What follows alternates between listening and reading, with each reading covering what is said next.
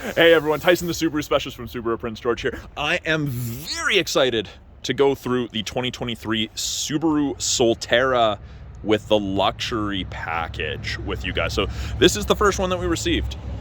One of two. We got two at the same time. This is the Harbor Mist. So this is the color you see advertised, that bluey gray. Now, this is Subaru's first full electric offering. It's made in partnership with Toyota. So you will see some Toyota-esque elements in it. At the front, LED headlights and fog lights. You do also get front sensors, which is a first from Subaru in North America. You do also get front view camera as well as backup camera and side view camera, so I will show you that. Now, the luxury package is the first trim level where you get that. You get a 360 camera, which is very, very cool. Your EV badge, and those side cameras are right here. So I'll show you what that looks like inside. You also get the integrated turn signals in the mirrors. Safety first. Now, very, very boxy, big rear end on these. You get that dual spoiler, which is a rather unique look, but Subaru did mention to us that there's no rear wiper because of that, and because of the angle of the glass. It's like a sedan. It should self-clean at speed. Power liftgate from the key fob, the door, or the driver's seat. Sensors in the rear bumper as well. And tons of storage in the back. Very tall, wide, and deep. Very practical storage space. Lots of room for luggage, sports equipment. Got an LED cargo light. You've got grocery bag hooks. These are rated to hold 8 pounds. Got a hook and a grocery bag hook, kind of 2-in-1 built there and there. Now, the luxury package is the first package to come with the Harman Kardon audio system. It's an 11 speaker system. It's pretty cool. Got our charger in here. And of course, you can hook up to a regular 120 volt charger, a 240 charger, or a DC quick charge. Cannot use Tesla chargers. I got asked that quite a bit over the last while. But yeah, that's a quick look around the outside. I don't know how you guys feel about that. It's definitely different. You can tell it's an electric vehicle, which isn't a bad thing necessarily. EV. So our charge ports. And now these mirrors, part of this luxury package is when I lock it, the mirrors fold. Now you can deactivate that if you don't like it. You can also make them fold when they are when you're inside the vehicle. I'll show you that as well. So we will take a look at the second row here. Actually, before we go in the second row, roof racks, roof rails. Got these little doors in the low profile roof rack, so you can get an accessory and they'll bolt in. So these don't stand up, and that's because of aerodynamics, but you can still get crossbars for the SolTerra. Now, with the Harbor Mist exterior, you get the gray and blue StarTex interior. I really quite like it. I don't think that the camera is really doing it justice. It's pretty sharp. It is silver/gray contrast stitching in this. Lots of piano black, StarTex, bottle holders. The armrest has a little tab with cup holders and media storage. Out of the center console, vents, USB-C chargers, and 3 stages of heated seats for the 2 outboard passengers. On the backs of the seats, you have matte back pockets. I've got my SolTerra cheat sheet right there. If you need more storage, the seats fold down virtually flat. There's a little bit of an angle there, but overall, it's pretty darn good. Make sure I don't pinch that seatbelt in there. But they go up really easily. They come down really easily. If you need it, child lock. A little bit different, a little bit more effort required to push it down so you can't accidentally knock it down like some other vehicles. It is a proximity key, so to lock it, touch the lines, and the mirrors fold.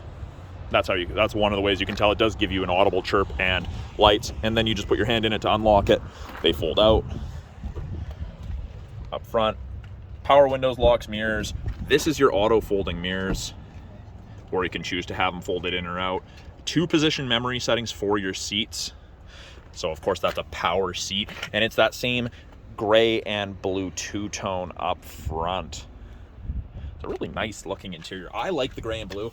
I wasn't sure. The photos really didn't do it justice, but seeing it in person is absolutely phenomenal.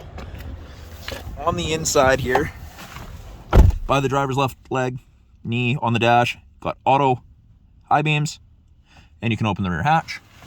Now to start it, it actually tells you right there. Press brake pedal and push power to start. So foot on the brake. Blind spot detection in your side mirrors. Now it is a little bit surreal getting in here and not having an engine fire up. It's hard to tell if it's actually running unless you've got like climate controls or anything going. Now, steering wheel. Just gonna move this back. Steering wheel is adjustable, same way as a regular one. It's tilt and telescopic. So I do find that with this kind of heads up display, kind of meter gauge, it's not connected to the steering wheel. So I find that personally, I end up sitting with the steering wheel at a very low position, and I'm looking over the steering wheel at it, not through. So this is something that's going to take a little bit to get used to for a lot of people. It's definitely different. The steering wheel does look fairly busy. So left-hand side, you've got your Bluetooth and audio controls. It's a rather interesting setup. This will change the screen up here, and you can cycle through a couple different things: music, the adaptive cruise mode, battery usage, all the safety tech, where your power is being distributed. It is going to take a little bit to get used to. Volume controls and the stereo system, the Harman Kardon, the 11 speaker is pretty darn good. Voice control button. On the right hand side, we have our driving aids, our cruise control, adaptive lane centering, all of that stuff you would expect. Mode, switches between music, not the drive mode like lots of people would expect. Switches between AM, FM, Sirius. Yeah, this is a very interesting feature. With it not being attached, this is going to take some getting used to for traditional drivers. Turn signals, lights, they're all still on the same area. High beams. We do have paddles. We'll get into that. I'll do a driving video showing how these work, but this is a little bit different than your traditional paddle shifters. Now, something that I really liked when I first looked in, this quilted dash. The dash is quilted. Now, I've had a couple people ask after looking online about this dash. They think it's going to be a dust magnet or something. Subaru said that through their testing, real world testing, they haven't run into any issues with it. I think it's a nice soft touch feature. Now, something to note, no glove box in the SolTerra. And part of the reason for that is there's a passenger knee airbag there. So that, and then of course you've got heating elements, all that stuff behind the dash as well. Now, this infotainment screen, it's 12.3 inches. It's huge. Now, the thing that I like about this, and the camera angle is probably not showing this, but this really doesn't obstruct my view. It's not up here like some of them. They didn't stick a tablet on top of the dash. It's elevated in comparison to some, but it's not in the way. And this does still have the plastic screen protector on it, so it's not quite like this in the corner, but it's all touch, easy to use. Charging schedule, trip information, vehicle alerts, change your settings. Now, there's quite a bit in this car, and I won't be going through all of it at this point. You will download the Subaru SolTerra app, and you will get quite a few more options, controls, without actually being in the vehicle. Now, below that, we have audio controls. You still have buttons for audio. 3 stages of heated seats for the driver and the passenger. Heated steering wheel. And auto, it'll regulate the temperature. You can have it on high, you can have it on low. And the whole wheel is heated with this. This is actually quite nice. It's a little chilly out right now. Yeah, 1 degree, that's where the thermometer is. And this is awesome. So climate controls, you can have it set to eco, turn your heated mirrors on, back window on. Fan strength is this toggle. And this allows you to cycle through where you would like your air flow being. Now, you can adjust, because it is dual zone climate control, press sync, there you go. Heated area of the windshield. My fingers are cold, so it doesn't want to work all that great. AC if you want recirculation. There's a lot of things going on in this vehicle.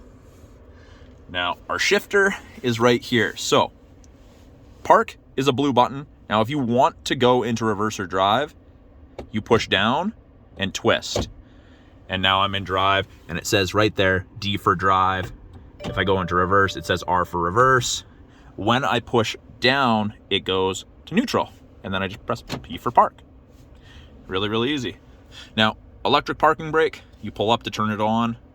Now, there's no light on the button like there is on some of the other Subarus. You do get the red P for park up there. Now, my foot is not on the brake and I push down. It says, unable to disengage, press the brake and push down, and then it comes off. We've got our single pedal drive. Again, I will have to do a driving video about that. That's a little bit different. We've got auto vehicle hold, a brake holder.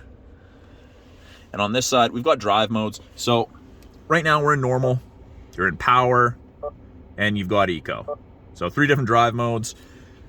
Eco is gonna be a little bit more conservative. Power, you're gonna go a little faster sooner. So you're gonna not get quite as much range when you're in power mode.